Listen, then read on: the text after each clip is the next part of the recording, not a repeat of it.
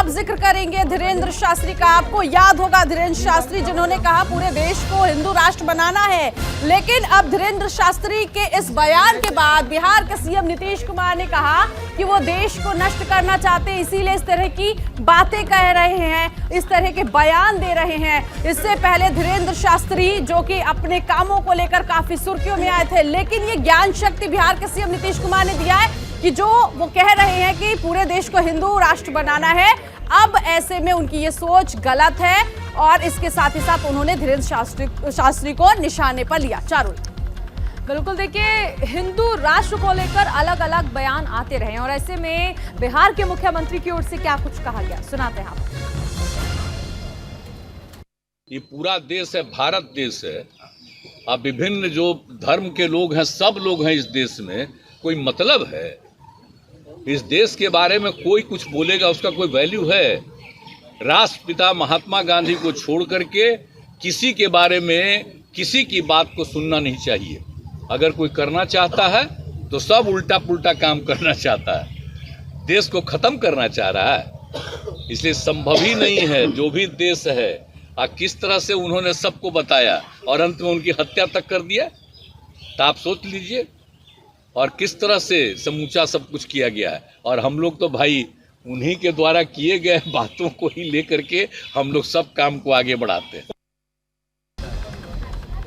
चलिए ज्यादा जानकारी के लिए सहयोगी संजीव का रुख करते हैं। संजीव, देखिए हर राजनेता अपने हिसाब से बयान देते हैं। हिंदू राष्ट्र को लेकर अगर कहा जाए तो आपने सुना कि मुख्यमंत्री नीतीश कुमार की ओर से कहा गया कि दरअसल ऐसे लोग जो हिंदू राष्ट्र बनाने की बात करते हैं वो देश को दरअसल बर्बाद करना चाहते हैं।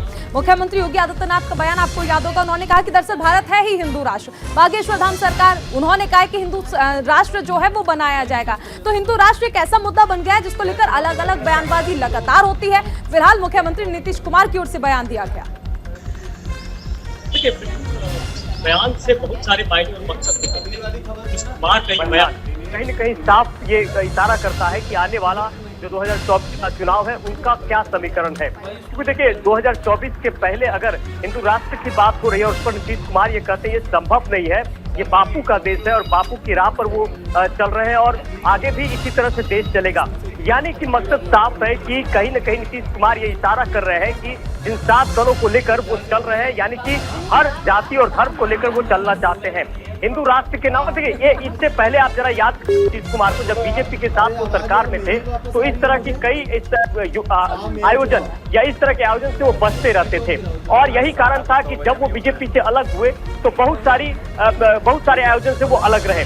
तो नीतीश कुमार का इशारा साफ है कि 2024 के पहले अगर बीजेपी ये प्रयास कर रही है कि हिंदू राष्ट्र के नाम पर वो एक वोट बैंक को एकत्रित करना चाहती है, तो नीतीश कुमार का इशारा साफ है कि देश में और बिहार के साथ साथ पूरे देश में ये संभव नहीं है। और नीतीश कुमार ने ये बिल्कुल साफ किया है कि ये कतई संभव नहीं है। हालांकि हिंदू राष्ट्र की मांग लगातार उठती रही है, कई बार इस तरह की मांग उठती रही है, लेकिन बिहार में जिस तरह से आप देखिए कि राजनीतिक उथल पुथल है, जिस तरह से अपने ही लोगों से घिर गए हैं नीतीश कुमार, चाहे उपेंद्र कुशवाहा का बयान हो, चाहे वो आरजेडी की तरफ से बयानबाजी हो रही हो, तो नीतीश कुमार भी अब कहीं न कहीं थोड़ी मुश्किल में है। हालांकि वो सामने खुलकर भले ही नहीं आ रहे हैं। फिलहाल देखिए उन्होंने बयान तो दे दिया है और बयानबाजी लगातार राजनेताओं की ओर से चलती रहती है। बहुत शुक्रिया संजीव इस तमाम जानकारी के लिए।